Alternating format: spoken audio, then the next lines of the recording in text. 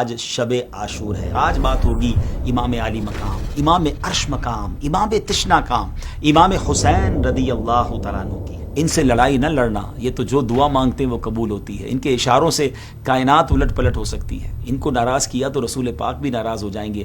پیارے آقا علیہ الصلوۃ والسلام نے آپ کا نام حسین اور شبیر رکھا اور آپ کو اپنا بیٹا فرمایا۔ آپ سے پوچھا گیا اہل بیت میں آپ کو سب سے زیادہ پیارا کون ہے؟ فرمایا حسن اور حسین۔ اس وقت تک امام حسین کے تقریباً تمام ساتھی شہید ہو چکے تھے، بھائی، بھتیجے، بھانجے۔ قافلہ اہل بیت کے ہر فرد کی زبان پیاس سے خشک ہو چکی تھی، زبانیں سوکھ گئی تھی، لیکن جو نہ سوکھا وہ ایمان تھا، جو نہ جھکا وہ حسین کا سر تھا، اور جو نہ بجھا وہ وفا کا چراغ تھا۔ آج 10 محرم الحرام ہے، آج شب عاشور ہے، اور ہماری اس ویب سیریز کی بھی آج آخری ایپیسوڈ ہے، اور ویب سیریز کا نام ہے عظمت و شان اہل بیت رسول۔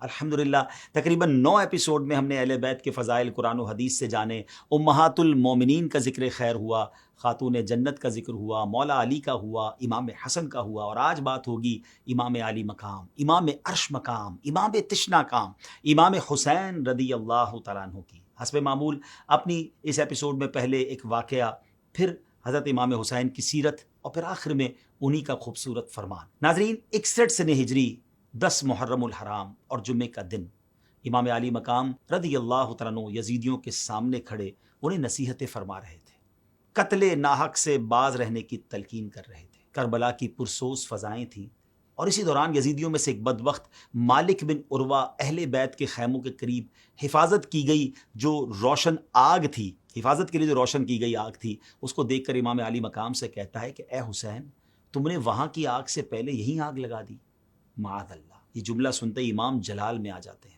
آپ رضی اللہ تعالیٰ عنہ اس سے فرماتے ہیں اے دشمن خدا، تو جھوٹا ہے، کیا تجھے یہ گمان ہے کہ معاذ اللہ میں دوزخ میں جاؤں گا؟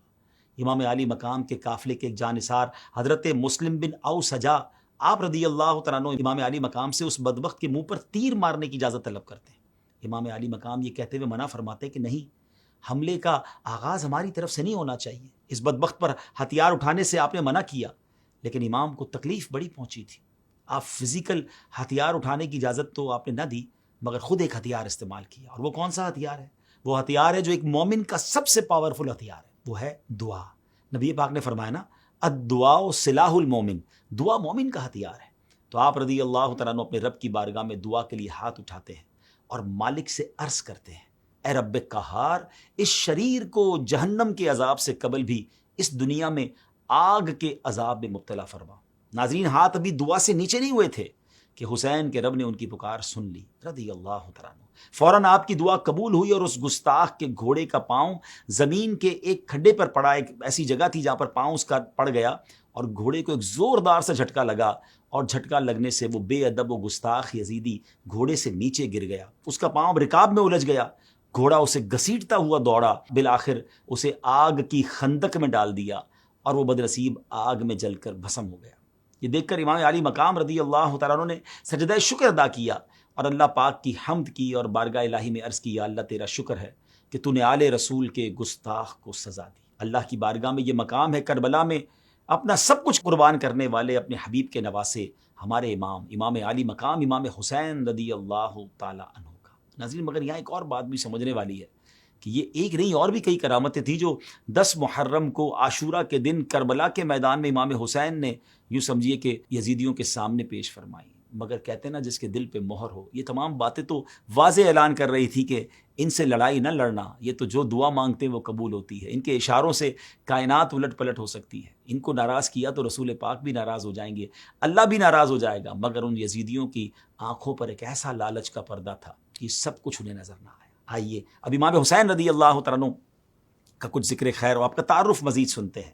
امام علی مقام امام حسین رضی اللہ تعالیٰ عنہ کی کنیت ابو عبداللہ اور القاب سبط رسول اللہ اور ریحانۃ الرسول یعنی رسول کے پھول ہیں۔ آپ رضی اللہ تعالیٰ عنہ کی ولادت ہجرت کے 4تھے سال 5 شعبان المعظم کو مدینہ منورہ میں ہوئی۔ پیارے آقا نے آپ رضی اللہ تعالیٰ عنہ کے کان میں اذان دی اور آپ کو گھٹی عطا فرماتے ہوئے اپنی دعاؤں سے نوازا۔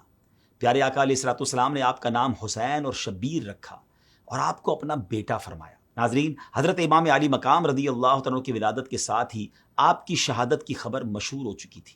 حضرت عائشہ صدیقہ رضی اللہ تعالی عنہا سے روایت ہے کہ پیارے آقا علیہ الصلوۃ والسلام نے فرمایا مجھے جبریل نے خبر دی کہ میرے بعد میرا بیٹا حسین زمین طف میں قتل کیا جائے گا، اور جبریل میرے پاس یہ مٹی لائے، انہوں نے بتایا کہ یہ حسین کے مقتل یعنی شہادت کی جگہ کی خاک ہے۔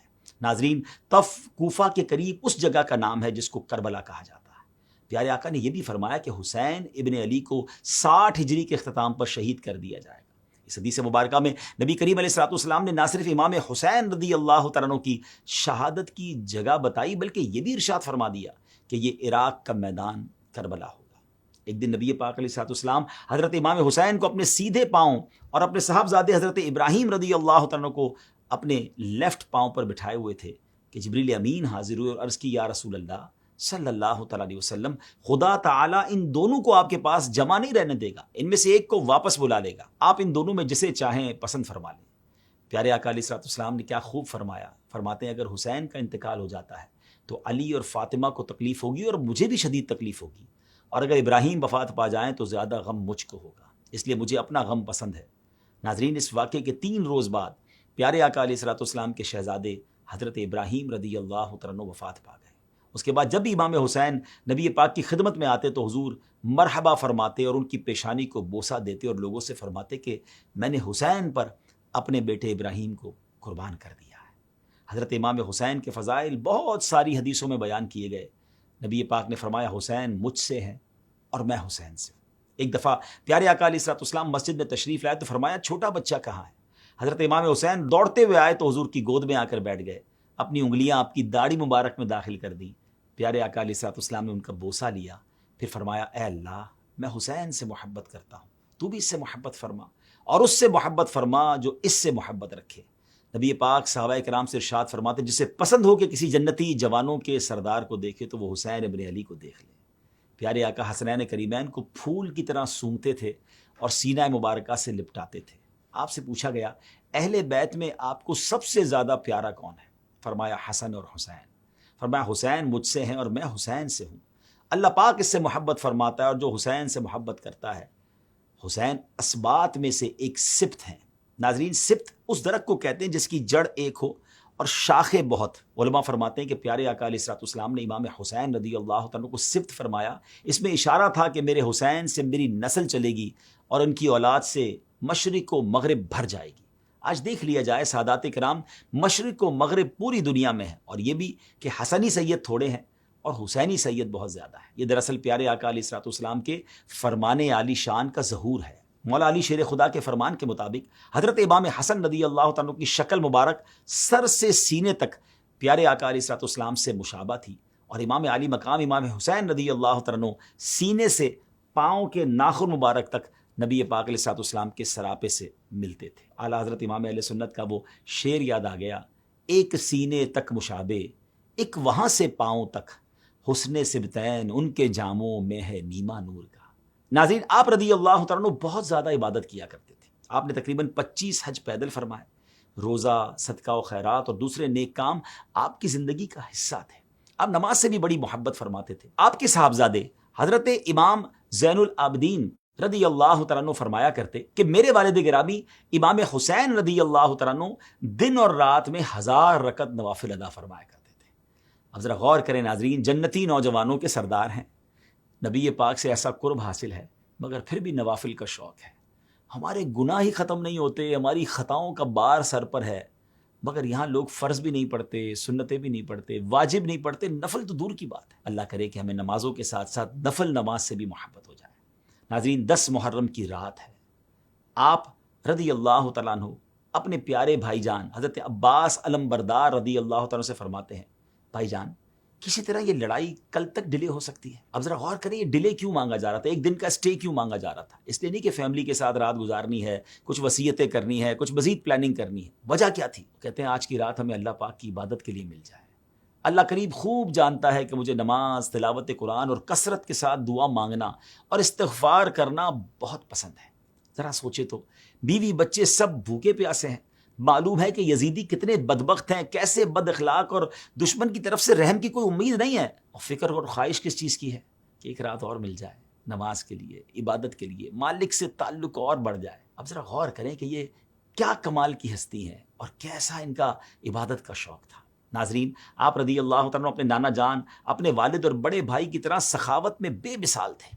اللہ کی بارگاہ میں بانٹنا سیکھنا ہونا تو کوئی اس گھرانے سے سیکھے۔ شعر ہے نا کہ جو تم سے نہ مانگوں تو پھر کس سے مانگوں، تمہارا تو سارا گھرانہ سخی ہے۔ ایک مرتبہ ایک فقیر مدینہ پاک کی گلیوں سے ہوتا ہوا آپ کے مکان پر پہنچا اور اس نے دروازے پر دستک دی اور اشعار کی صورت میں کہا، جس نے آپ سے امید رکھی اور جس نے آپ کے دروازے پر دستک دی وہ کبھی نا امید نہیں ہوا۔ آپ صاحب جود و کرم بلکہ جود و سخاوت کے چشمے ہیں۔ اور جب یہ باتیں کہہ رہا تھا اس وقت آپ رضی اللہ تعالیٰ گھر میں ہی نماز میں مشغول تھے۔ نماز ادا فرما کر آپ دروازے پر تشریف لائے تو دیکھا سامنے ایک دیہاتی کھڑا ہے جس کی شکل غربت اور بھوک کا اعلان کر رہی تھی۔ آپ نے اپنے غلام سے فرمایا، ہمارے خرچ میں سے کتنا مال بچا ہوا ہے؟ عرض کی حضور 200 درہم ہے جو آپ کے حکم کے مطابق آپ کے اہل خانہ پر خرچ کرنے ہیں۔ آپ نے فرمایا جاؤ سب لے آؤ، کیونکہ وہ شخص آیا ہے جو میرے گھر والوں سے زیادہ ان درہموں کا حقدار ہے۔ چنانچہ پھر آپ نے اپنے گھر والوں کے خرچ کے لیے رکھے گئے وہ سارے درہم اس فقیر کو دے دیے۔ صرف یہ نہیں کہ یہ درہم آپ نے اس فقیر کو دیے، فرمائے یہ لے لو اور ان کے کم ہونے پر میں تم سے معافی چاہتا ہوں۔ ہمیں ہر حال میں مہربانی ہی کا حکم ہے، یہ کم ہے اور اگر اور زیادہ ہوتے تو وہ بھی تمہیں دے دیتا۔ فقیر نے درہم لیے، آپ کو دعائیں دیتا ہوا، تعریفیں کرتا ہوا خوشی خوشی وہاں سے رخصت ہو۔ اس طرح ایک مرتبہ آپ رضی اللہ تعالیٰ کی سواری کا گزر چند مساکین کے پاس سے ہوا۔ وہ بچے کھچے روٹیوں کے ٹکڑے کھا رہے تھے۔ آپ نے انہیں سلام کیا۔ مساکین نے سلام کا جواب دینے کے بعد آپ کو کھانے کی دعوت دی۔ جواب میں آپ رضی اللہ تعالیٰ نے 20ویں پارے میں سورہ قصص کی آیت نمبر 83 کا ایک حصہ تلاوت فرمایا، جس کا ترجمہ یہ ہے کہ جو زمین میں تکبر نہیں چاہتے اور نہ فساد۔ آیت تلاوت کر کے امام حسین اپنی سواری سے نیچے آ گئے اور ان کے ساتھ بیٹھ گئے کھانے کے لیے۔ جب کھانا تناول فرمایا تو اس کے بعد آپ نے ان مساکین سے ارشاد فرمایا، میں نے تمہاری دعوت قبول کی، اب تم نے میری دعوت قبول کرنی ہے۔ پھر آپ نے ان کے لیے سواری کا انتظام کیا، گھر لائے، کھانا کھلایا، کپڑے دیے، درہم عطا فرمائے، یعنی ان کو بس ماشاءاللہ جس کو کہتے ہیں نا کہ باغ و بہار کر دیا۔ آپ رضی اللہ تعالیٰ عنہ نے حسن سلوک کے اسباق اپنے نانا جان سے پڑھے تھے نا۔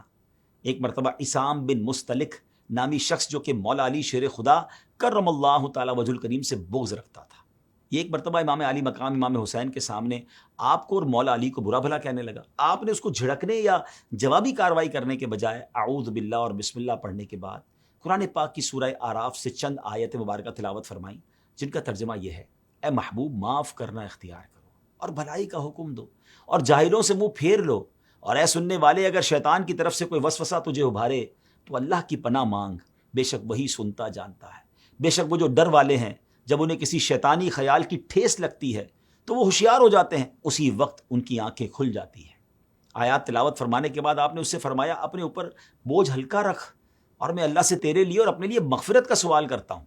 اس کے علاوہ آپ رضی اللہ تعالیٰ عنہ نے اس کے ساتھ اس قدر عفو و درگزر، نرمی و خوش اخلاقی سے انداز اختیار کیا کہ اس شخص کی دشمنی ایک دم محبت میں تبدیل ہو گئی اور وہ کہنے پر مجبور ہو گیا کہ روئے زمین پر امام حسین رضی اللہ تعالیٰ عنہ اور ان کے ابو جان حضرت علی سے زیادہ میرے نزدیک کوئی محبوب نہیں۔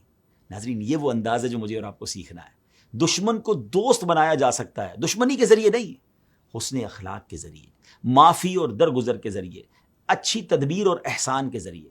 اللہ کرے یہ بات ہمیں سمجھ آ جائے۔ ناظرین، امام علی مقام امام حسین رضی اللہ تعالیٰ عنہ اپنے والد گرامی حضرت مولا علی شیر خدا سے بے حد پیار کرتے تھے، اسی وجہ سے آپ نے اپنے تمام بیٹوں کے نام علی رکھے تھے۔ ہاں، بڑے شہزادے کا نام علی اکبر، ان سے جو چھوٹے تھے ان کا نام امام زین العابدین، مشہور تو امام زین العابدین کے نام سے ہیں، مگر ان کا اصل نام علی اوسط رضی اللہ تعالیٰ عنہ ہے، اور سب سے چھوٹے شہزادے حضرت علی اصغر رضی اللہ تعالیٰ عنہ ہیں۔ امام زین العابدین کے علاوہ آپ کے دونوں شہزادے اپنے ابو جان امام علی مقام کے ساتھ میدان کربلا میں شہید ہو گئے تھے۔ علی اکبر بھی بھری جوانی میں شہید ہو گئے اور علی اصغر بالکل چھوٹے سے تھے، دودھ پیتے تھے، وہ بھی شہید ہو گئے۔ ناظرین، حضرت امیر معاویہ رضی اللہ تعالیٰ عنہ کی وفات کے بعد یزید خلیفہ بنتا ہے اور چاہتا ہے کہ سب اس کی خلافت کو تسلیم کریں۔ سوچتا ہے کہ امام علی مقام امام حسین اگر اس کے ہاتھ پر بیعت کر لیں تو یہ اس کے اہل ہونے کی سند ہو جائے گی اور پھر دوسروں کے لیے اعتراض کا راستہ بند ہو جائے گا۔ سو امام علی مقام سے بیعت کا مطالبہ کیا جاتا ہے۔ اب یہ کیسے ممکن تھا کہ پیارے آقا علیہ الصلوۃ والسلام کے نواسے ہو کر، مولا علی شیر خدا کے شہزادے ہو کر اس بدبخت و ظالم فاسق و فاجر کے ہاتھ پر بیعت ہو جاتے؟ آپ منع فرما دیتے ہیں۔ ساتھ ہی کوفیوں کی طرف سے آپ کے پاس ہزاروں خط آتے ہیں کہ آپ یہاں تشریف لائیں، ہم آپ کے ہاتھ پر بیعت کرنا چاہتے ہیں۔ ہم یزید جیسے ظالم اور نااہل شخص کو خلافت کا حقدار نہیں سمجھتے۔ آپ حضرت مسلم بن عقیل رضی اللہ تعالیٰ عنہ کو حالات معلوم کرنے کے لیے بھیجتے ہیں۔ کوفی امام مسلم کے ساتھ بڑے اچھے طریقے سے پیش آتے ہیں۔ یہ دیکھ کر آپ رضی اللہ تعالیٰ عنہ امام کو پیغام بھیج دیتے ہیں کہ یہ اپنے دعووں میں سچے ہیں، میری بھی بیعت کر لی ہے، آپ بھی تشریف لے آئیں۔ خط روانہ ہوتا ہے اور یہاں پیچھے سے یزید ابن زیاد کو کوفہ بھیج دیتا ہے۔ کوفہ والے ابن زیاد اور یزید کے ظلم سے ڈر کر امام مسلم کا ساتھ چھوڑ دیتے ہیں اور آپ رضی اللہ تعالیٰ عنہ یزیدیوں کے سامنے بالکل تنہا رہ جاتے ہیں۔ پھر بالآخر آپ رضی اللہ تعالیٰ عنہ یعنی امام مسلم بے دردی سے شہید کر دیے جاتے ہیں۔ امام علی مقام اپنے اہل بیت کو ساتھ لے کر اب کوفہ کے لیے روانہ ہوتے ہیں۔ بیچ راستے ہی میں آپ کے قافلے کو روک لیا جاتا ہے، پھیر دیا جاتا ہے اور آپ کی آخری منزل کربلا کی طرف پھیر دیا جاتا ہے۔ پھر بالآخر 10 محرم الحرام کا سورج طلوع ہوتا ہے۔ آسمان غم سے بھرا ہوا تھا، زمین پر سکوت طاری تھا اور فضاؤں میں ایک الگ ہی خاموشی چھائی ہوئی تھی۔ 61 ہجری کا یہ دن تاریخ انسانیت کا وہ دن بننے جا رہا تھا جسے قیامت تک بھلایا نہیں جا سکے گا۔ یہ وہ دن تھا جب حق اور باطل کا فرق واضح ہونے والا تھا، جب ظلم کے خلاف سر بلند کرنے والے قافلے کا آخری امتحان شروع ہونے والا تھا۔ امام علی مقام امام حسین رضی اللہ تعالیٰ عنہ اپنے خیمے سے باہر تشریف لاتے ہیں۔ اس وقت تک امام حسین کے تقریباً تمام ساتھی شہید ہو چکے تھے، بھائی، بھتیجے، بھانجے، عزیز، حتیٰ کہ اپنے چھوٹے ننھے بیٹے علی اصغر کو بھی تیر کی نوک پر قربان کر چکے تھے، مگر زبان پر شکایت کا ایک لفظ بھی نہیں تھا، دل میں کوئی شکوہ نہیں۔ ان کی نظریں صرف ایک مقام پر جمی ہوئی تھیں اور وہ تھی رضا الہی۔ یزید کے سپاہی ہزاروں کی تعداد میں تھے، پانی پر قابض تھے، لیکن امام حسین اور ان کا قافلہ 3 دن سے پیاسا تھا۔ قافلہ اہل بیت کے ہر فرد کی زبان پیاس سے خشک ہو چکی تھی، زبانیں سوکھ گئی تھی، لیکن جو نہ سوکھا وہ ایمان تھا، جو نہ جھکا وہ حسین کا سر تھا، اور جو نہ بجھا وہ وفا کا چراغ تھا۔ امام حسین رضی اللہ تعالیٰ عنہ نے اپنے قافلے والوں کو آخری سلام کیا، ان سے رخصت لی اور تنہا میدان میں اترے۔ دلیری کے ساتھ، بہادری سے خدا کے دشمنوں کا مقابلہ کیا۔ مقابلے میں جو آتا واپس نہ جاتا۔ یزیدی پریشان ہو گئے کہ ان کا مقابلہ کیسے کیا جائے، اس طرح تو یہ پورے کا پورا لشکر موت کے گھاٹ اتار دیں گے۔ پھر بالآخر ایک ہی حل سمجھ آیا۔ یزیدی فوج کے سپاہیوں نے چاروں طرف سے آپ کو گھیر لیا، سب نے مل کر ایک ساتھ تیر برسائے، نیزے مارے، تلواریں چلائیں، مگر وہ وفا کا علم بردار اپنی جگہ ڈٹا رہا۔ زخموں سے چور بدن، پیاس سے خشک ہونٹ، لیکن زبان پر اللہ کا ذکر جاری تھا۔ ناظرین، اتنی تکلیف، اتنے شدید زخموں کے باوجود امام حسین یزیدیوں کے سامنے جھکے نہیں۔ ہاں، جب امتحان کا وقت مکمل ہو گیا تو اب سر جھکتا ہے پر یزیدیوں کے سامنے نہیں، اپنے رب کے آگے سجدے میں جاتا ہے۔ پھر اسی حالت میں وہ سر جسے نبی کریم علیہ الصلوۃ والسلام نے چوما تھا، جو فاطمہ الزہرا کی گود میں پلا تھا، جو علی المرتضیٰ کے بازوؤں میں پروان چڑھا تھا، وہ حسین کے جسم سے جدا کر دیا جاتا ہے اور نیزے پر بلند کر دیا جاتا ہے۔ دل سوچتا ہے، کیا کسی ماں نے ایسا بیٹا پیدا کیا ہوگا؟ کیا کسی نانا نے ایسا نواسا دیکھا ہوگا؟ کیا کسی دین کے لیے ایسا کوئی نذرانہ پیش کیا گیا ہوگا؟ ہرگز نہیں، ہرگز نہیں۔ یہ امام حسین کا ہی حصہ تھا۔ ناظرین، امام حسین نے میدان کربلا میں اپنے خون سے دین اسلام کو نئی زندگی دی، ان کے لہو سے وفا کی نئی تاریخ رقم ہوئی۔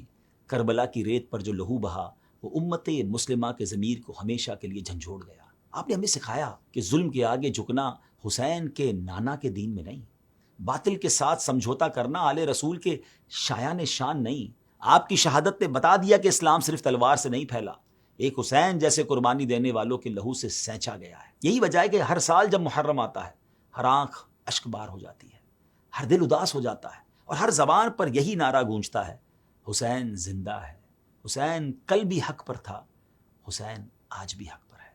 قتل حسین اصل میں مرگ یزید ہے، قتل حسین اصل میں مرگ یزید ہے، اسلام زندہ ہوتا ہے ہر کربلا کے بعد۔ ناظرین، کربلا صرف ایک واقعہ نہیں، ایک جذبہ ہے، ایک پیغام ہے، ایک عہد ہے۔ یہ پیغام ہے کہ دین کے لیے قربانی سے گھبرانا نہیں، سچائی کے لیے تنہا کھڑے ہو جائیں۔ اگر باطل پوری دنیا بھی ہو تو حسین بن کر حق کا علم بلند کرنا ہے۔ آخر میں امام علی مقام رضی اللہ تعالیٰ عنہ کا ہی فرمان سنتے ہیں۔ آپ نے فرمایا، اگرچہ دنیا اچھی اور نفیس سمجھی جاتی ہے، مگر اللہ کا ثواب بہت زیادہ اور نفیس ہے۔ یعنی اللہ کی رضا جو ہے وہ حاصل کرنے کی طرف سوچنا چاہیے، دنیا کی رنگینیوں میں رب کی رضا سے دور نہ ہو جائیں۔ بہرحال ناظرین، ہم نے کوشش کی اپنی بساط کے مطابق اہل بیت کا کچھ ذکر کریں، کچھ پنجتن پاک کی باتیں کریں، اور اس نیت سے بھی یہ ہم نے پروگرام کیے کہ اللہ والوں کا ذکر کرنے سے رحمتوں کا نزول ہوتا ہے۔ ورنہ سچی بات یہ ہے کہ یہ وہ ہستیاں ہیں جن کی بات کرنے کی نہ اوقات ہے نہ الفاظ ہیں.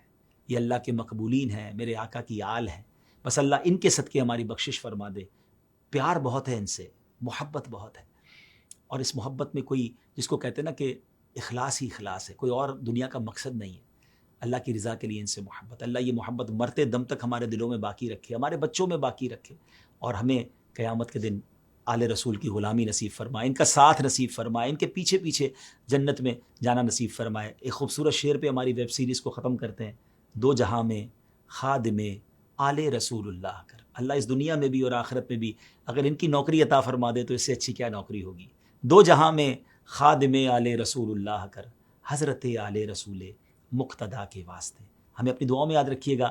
اگلے کسی پروگرام میں، اگلے کسی ویب سیریز میں آپ سے ملاقات ہوگی. آپ کو اگر یہ ویب سیریز اچھی لگی ہو تو اس کو شیئر کیجیے گا. ہم چاہتے ہیں کہ اہل بیت کی محبت ہماری آنے والی نسلوں میں بھی بڑھتی چلی جائے، تو آپ بھی ہمارا اس میں ساتھ دیجیے. اور دعوت اسلامی کے جو بھی آفیشیل اکاؤنٹس ہیں ان کو آپ لائک کیجیے، سبسکرائب کیجیے، شیئر کیجیے، اور نیکی کی دعوت میں ہمارا ساتھ دیجیے. صلو علی الحبیب صلی اللہ تعالی علی محمد صلی اللہ علیہ وسلم.